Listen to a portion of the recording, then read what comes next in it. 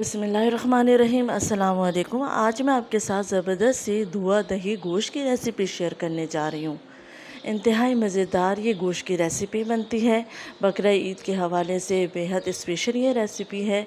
इस रेसिपी को ज़रूर ट्राई कीजिए। वीडियो को एंड तक देखिए। पसंद आए तो लाइक और शेयर कीजिए। चलिए हम रेसिपी को स्टार्ट करते हैं।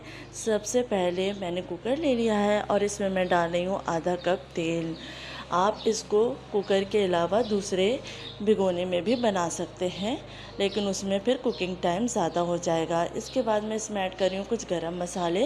एक दालचीनी का पीस ले लिया है, एक बड़ी इलायची, 2 हरी इलायची, 6 से 7 काली मिर्च और 2 से 3 अदद लौंग ले ली हैं और इनको तेल में डाल दिया है। अब थोड़ी देर के लिए हम इसको फ्राई करेंगे। कुछ सेकंड फ्राई करने के बाद हम इसमें ऐड करेंगे गोश्त। तो यहाँ मैंने हड्डी वाला आधा किलो गोश्त ले लिया है। अब हम इसको फ्राई कर लेंगे। गोश्त को हमें इतना भूनना है कि इसका कलर चेंज हो जाए और गोश्त का पानी खुश्क हो जाए। तो तकरीबन 5 से 10 मिनट के लिए अच्छे तरीके से गोश्त को मीडियम फ्लेम पर भून लीजिए। गोश्त को कुछ मिनट फ्राई करने के बाद अब मैं इसमें ऐड करूँगी प्याज। तो यहाँ मैंने 2 अदद प्याज ली है जिनको मैंने बारीक स्लाइस कर लिया है। 1 टीस्पून साबुत धनिया जिसको मैंने भून के कूट लिया था और 1 टीस्पून भुना हुआ पिसा हुआ ज़ीरा ऐड किया है। 1 टीस्पून नमक ऐड किया है और हाफ़ टी स्पून पिसी हुई काली मिर्च। इनको अच्छे से मिक्स कर लेंगे और थोड़ी देर इसको भून लेंगे। कुछ सेकंड भूनने के बाद अब मैं इसमें ऐड करने जा रही हूँ हरी मिर्च। तो यहाँ मैंने छोटी वाली हरी मिर्च लेकर उसका पेस्ट बना लिया था।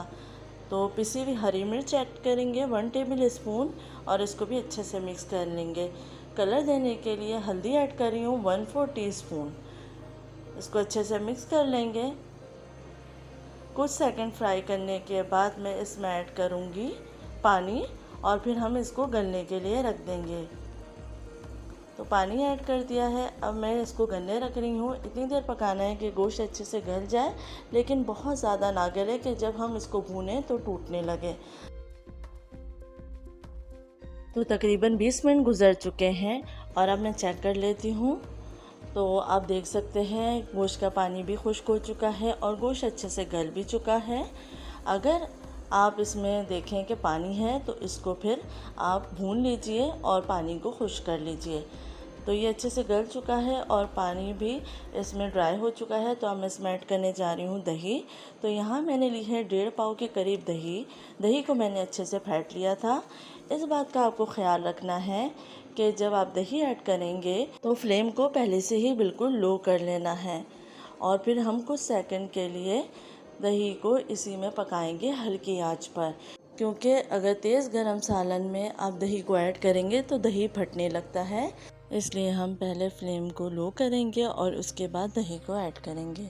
दही को इतनी देर भूनना है कि दही का पानी खुश्क हो जाए और अच्छी सी ग्रेवी तैयार हो जाए। तो आप देख सकते हैं 10 से 15 मिनट भूनने के बाद दही का पानी खुश्क हो चुका है। अब मैंने इसमें ऐड कर दिया है गरम मसाला हाफ़ टी स्पून और थोड़ा सा हरा धनिया।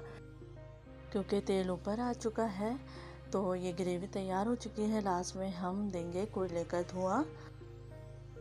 तो मैंने एक एल्युमिनियम का पीस रख दिया है।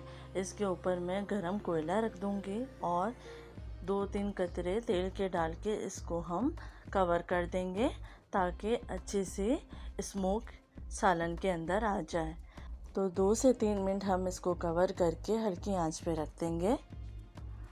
जब अच्छी सी स्मोक इसके अंदर आ जाएगी तो फिर हम कवर को हटा लेंगे और फ्लेम को ऑफ कर देंगे। बहुत ही मज़ेदार सी बारबेक्यू की खुशबू आ रही है। आप इस रेसिपी को ज़रूर ट्राई कीजिए। अब हम इसको डिश आउट कर लेते हैं। तो आप देख सकते हैं कितनी मज़ेदार ये धुआं दही गोश्त तैयार हो चुका है। लास्ट में इसको प्याज की मदद से गार्निश कर लीजिए। उम्मीद है आपको रेसिपी पसंद आएगी। अपना ख्याल रखिएगा। अल्लाह हाफ़िज़।